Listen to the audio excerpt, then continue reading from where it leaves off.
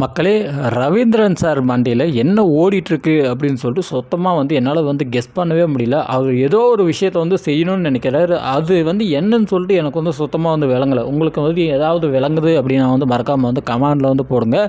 இன்னும் எத்தனை நாள் இருக்க போகிறாரு? இன்னும் ஒரு 3 நாள் 4 நாள் தான் இருக்க போகிறாரு. கடைசி வாரம் அப்படின்றனால இது சும்மா ஒரு என்டர்டெயின்மெண்ட்காக தான் இவங்களை கொண்டு வந்திருக்காங்களே தவிர, இவங்கள வச்சு இந்த 8 பேரை வச்சு தான் ஒட்டுமொத்த கேமே மாற்ற போகிறோம்.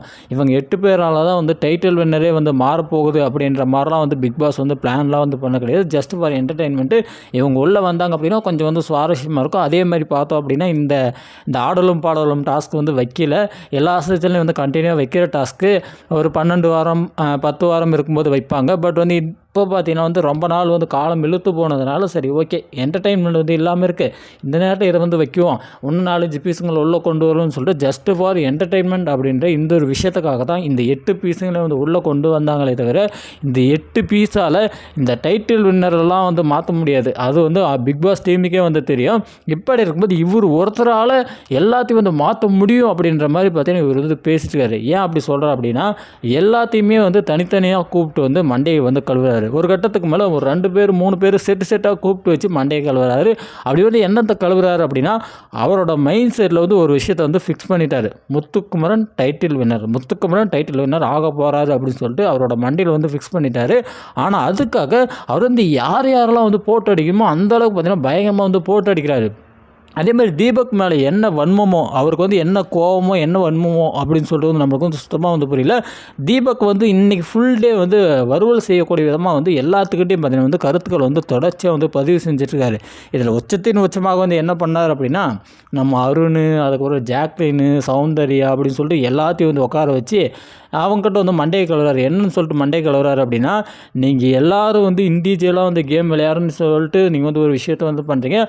அதே மாதிரி நீங்கள் எல்லோரும் ப்ளே பண்ணுறீங்க, உங்களுக்குள்ளே சண்டை போடுறீங்க, அடிச்சுக்கிறீங்க. ஆனால் இந்த இடத்துல ஒருத்தன் சைலண்ட்டாக கேம் விளையாடுறான்.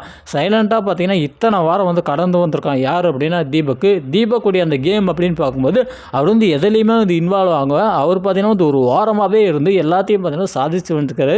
நீங்கள் எல்லாருமே ஒரு கேம் விளையாட்டுருக்கீங்க. ஆனால் அவர் தனியாக ஒரு கேம் விளையாடு. அவரை நீங்கள் யாருமே கண்டுக்கிறதே இல்லை. நீங்கள் அவர் கண்டுக்கிட்டீங்க, அவருக்கு அவர் மேலே பார்வை வச்சிங்க அப்படின்னா அவர் இந்தளவுக்கு வந்திருக்கவே முடியாது. உங்களுடைய அந்த பார்வை தவறான பார்வை. நீங்கள் அவர் மேலே அந்த பார்வை வைக்காதனால தான் இன்றைக்கி அவர் உள்ளே இருக்கிறாரு அப்படின்னு சொல்லிட்டு தீபக் மேலே ஒரு வன்மத்தை நம்முடைய ரவீந்திரன் அவர்கள் கொட்டக்கூடிய அந்த விஷயத்தை நம்மளால் பார்க்க முடிஞ்சுது.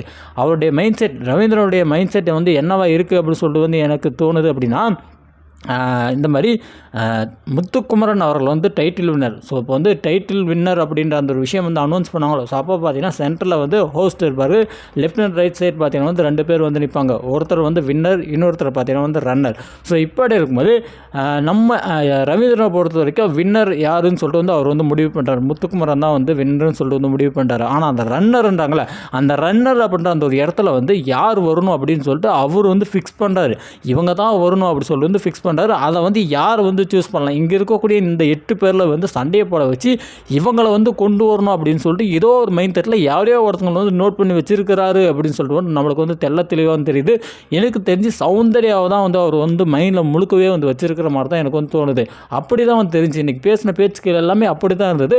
இந்த கான்வர்சேஷன் போயிட்டு இருக்கும்போது அந்த இடத்துல தீபக் உள்ளே வராரு. உள்ளே வந்தோடனே அவர் கரெக்டாக நோட் பண்ணிட்டாரு. உங்களுடைய மைண்ட் செட் நான் பிடிச்சிட்டேன். நீங்கள் முத்துக்குமரன் வின்னர் ஆகும்னு சொல்லிட்டு முடிவு பண்ணுறீங்க. இந்த பக்கம் பார்த்தோம் அப்படின்னா இவனையை போட்டு அடிக்கிறீங்க, யார் நம்ம விஷாலை போட்டு அடிக்கிறீங்க. அப்படி பார்த்தோம் அப்படின்னா ஜாக்லினை போட்டு அடிக்கிறீங்க. இந்த பக்கம் பார்த்தோம் அப்படின்னா எல்லாத்தையுமே சுற்றி அடிக்கிறீங்க. ஆனால் ஏன் டாப்பிக்கு மட்டும் தொட மாட்டேங்கிறீங்க. உங்கள் மைண்ட் செட்டில் ஏதோ ஒன்று ஃபிக்ஸ் பண்ணிட்டீங்க, அதை மட்டும் தான் பண்ணணும்னு சொல்லிட்டு நீங்கள் பேசிட்டீங்க. அது நல்லா தெளிவாக தெரியுது அப்படின்னு சொல்லிட்டு பார்த்தீங்கன்னா நம்ம ரவீந்திரனை பார்த்தீங்கன்னா நம்முடைய தீபக் அவர்கள் வச்சு செஞ்சு அந்த விஷயத்த நம்மளால் பார்க்க முடிஞ்சது. ஸோ இந்த இடத்துல நம்ம தெரிஞ்சிக்க வேண்டியது ஒன்று தான். என்ன அப்படின்னா, ரவீந்திரன் அவருடைய மைண்ட் செட் என்ன அப்படின்னா, தீபக் இவர் நம்ம முத்துக்குமரன் அவர்கள் டைட்டில் வின்னர் ஆகணும். ஆனால் தீபக் அவர்கள் வந்து ஒரு ரன்னர் கூட வந்து ஆகக்கூடாது. அந்த இடத்துக்கு வேறு யாராவது ஒருத்தங்க வரணும். ஒன்று ஜாக்லின் வரணும், இல்லை அப்படின்னா வந்து சௌந்தர்யா வரணும் அப்படின்னு சொல்லிட்டு இந்த மாதிரி தான் அவருடைய மெயின் தாட் இருக்கிற மாதிரி தான் எனக்கு வந்து தோணுது. உங்களுக்கு என்ன தோணுது அப்படின்றத மறக்காமல் கமெண்டில் வந்து போடுங்க. அதேமாரி என்னை கேட்டால் அப்படின்னா ரன்னர் அப்படின்ற ஒரு பொசிஷனுக்கு வந்து ஒரு சரியான ஒரு ஆள் அப்படின்னா எனக்கு தெரிஞ்சு தீபக் இருந்தார் அப்படின்னா வந்து அது வந்து சரியான ஒரு இடமா இருக்குன்னு சொல்லிட்டு தான் நான் வந்து நினைக்கிறேன். ஏன் அப்படின்னா மற்றவங்க எல்லாருமே பார்த்தீங்கன்னா ஏதோ ஒரு இடத்துல ஏதாவது ஒரு விஷயத்த கிறுக்குத்தனமான ஒரு விஷயத்த தான் வந்து பண்ணுறாங்க. சௌந்தர்யாவுக்குலாம் வந்து சப்போர்ட் பண்ணுறாங்கல்ல, அவங்க வந்து அந்தளவுக்கு பிஆர் டீம் வந்து செட் பண்ணதுனால தான் அவங்க வந்து இன்றைக்கி இந்த அளவுக்கு இவ்வளோ நாள் இருக்கிறாங்க அப்படின்ற ஒரு விஷயத்த வந்து நம்ம எல்லாரும் தெரிஞ்சுக்கணும். அதேமாதிரி ஜாக்லின் வந்து அதுவும் குத்தம் சொல்ல முடியாது. ஜாக்லின் எல்லா வாரமும் வந்து நாமினேஷன் ஆகிருக்காங்க. ஸோ அவங்களும் வந்து ரன்னராக வந்தாங்க அப்படின்னாலுமே கண்டிப்பாக வந்து அதையும் வந்து நம்ம எல்லாருமே வந்து அக்செப்ட் பண்ணி தான் ஆகணும். ஸோ அந்தளவுக்கு பார்த்திங்கன்னா வந்து அவங்களுடைய அந்த எஃபோர்ட்ஸ் அப்படின்னு பார்க்கும்போது நிறைய இருக்குது. பட் இந்த இடத்துல வந்து மற்ற யாரையும் வந்து வச்சு கூட வந்து என்னால் யோசிக்க கூட முடியல. உங்களுக்கு யார் ரன்னராக வந்தால் நல்லா இருக்கும் அப்படின்னு சொல்லிட்டு நீங்கள் நினைக்கிறீங்க அப்படின்றத மறக்காமல் கமெண்டில் போடுங்க.